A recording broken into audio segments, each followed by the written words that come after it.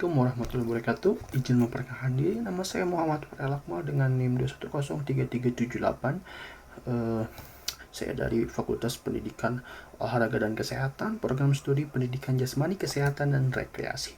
Pada pertemuan kali ini, saya akan membahas mengenai buku Psikologi Olahraga bab 10 mengenai teknik mental imagery dan aktivitas olahraga.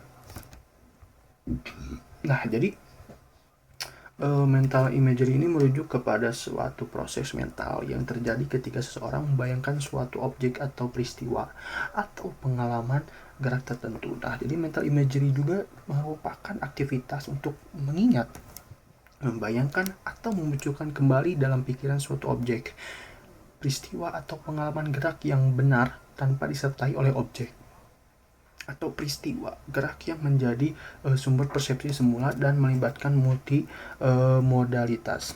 Nah, selanjutnya mental imagery juga dapat dilakukan dari dua perspektif, yakni perspektif internal dan eksternal. Nah, jadi masing-masing perspektif ini memiliki dua dimensi konsepsi, yaitu dimensi ketajaman dan dimensi kemampuan mengendalikan.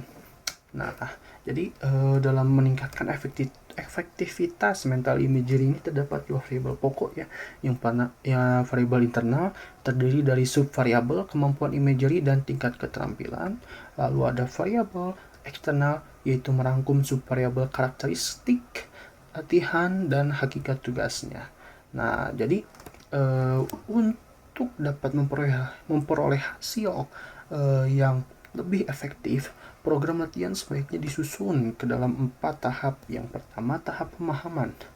Nah, jadi atlet belajar secara konseptual tentang mental imagery, seperti mendapatkan informasi tentang mental imagery, tujuan, dan substansinya.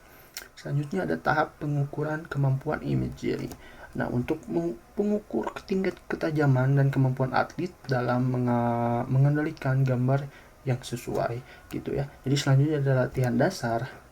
Nah, jadi latihan dasar ini diberikan dengan tujuan untuk meningkatkan modalitas atlet yang diidentifikasi sebagai bagian penting dalam menampilkan olahraga dan meningkatkan kemampuan dan untuk mengendalikan image-nya.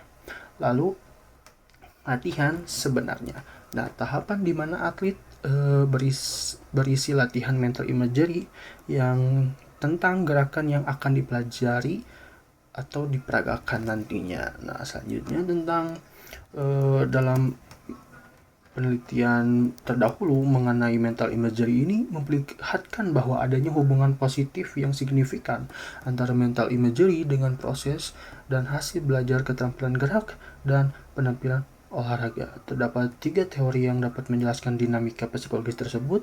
Yang pertama ada teori psikoneuromuskular, di mana teori ini menegaskan bahwa keterampilan gerak dibayangkan secara jelas dan tajam akan menghasilkan inversi dalam otot, sama seperti dihasilkan ketika melakukan keterampilan gerak sebenarnya, hanya saja besarannya lebih kecil.